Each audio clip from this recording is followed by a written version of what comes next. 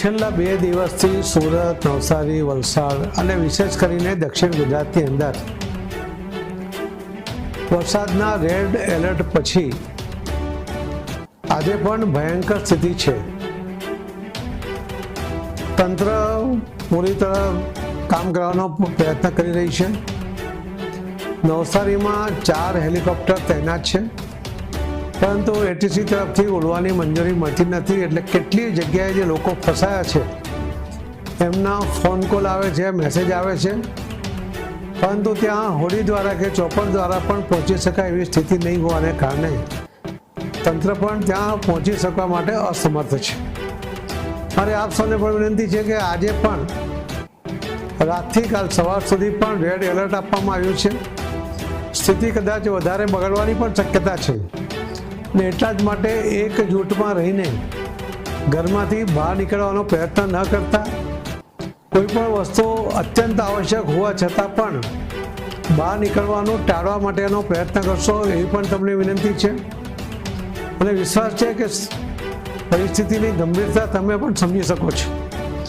કાંઠા વિસ્તારના અનેક ગામોની અંદર પાણી ભરાયા છે। ચીખલી, બિલ્લીમોરા, ગણદેવી આ વિસ્તારની અંદર પણ ઘરોમાં 2-3 ફૂટના પાણી હાલમાં પણ છે। લાઇટ પણ સ્વાભાવિક રીતે હમણાં પાવર બંધ છે, પરંતુ આ વિકટ પરિસ્થિતિને હજુ પણ આપણે કદાચ 10-12 કલાક સુધી એનો સામનો કરવો પડશે।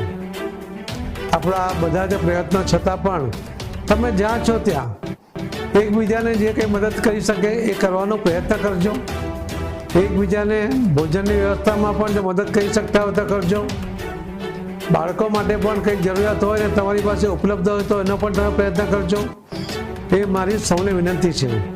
અને વિશેષ કરીને હું પાર્ટીના કાર્યકર્તાઓને પણ વિનંતી કરું છું કે તમે પણ તમારાથી બનતી મદદ કરવાનો પ્રયત્ન ચોક્કસપણે કરજો। અને એ રીતે પણ આ જે કુદરતી આફત આપણી સામે આવીને પડી છે ત્યારે આપણે બહાર નીકળીને આમાં કેટલી મદદ કરી શકીએ તો એ કરવા માટેનો પ્રયત્ન ચોક્કસ કરજો। પણ છતાં સાથે સાથે સાવચેતી પણ રાખજો। જરૂર કરતાં વધારે દુસ્સાહસ કરવાને બદલે તમે પ્રમાણસર અને ગણતરીપૂર્વકનો સાહસ કરીને જે સફળતાપૂર્વક મદદ કરી શકાય એટલો જ કરવાનો પણ પ્રયત્ન કરજો એ પણ મારી વિનંતી છે। જે લોકો ઘરમાં ફસાયા છે એમને પણ વિનંતી છે, તમે બિલકુલ બહાર નીકળવા માટેની કોઈ પરિસ્થિતિ નથી, એટલે જરા પણ ઘરમાંથી નીકળવાનો પ્રયત્ન ન કરતા હજુ પણ ઊંચાણમાં જ્યાં પણ જઈ શકાય એટલા વિસ્તારમાં જવા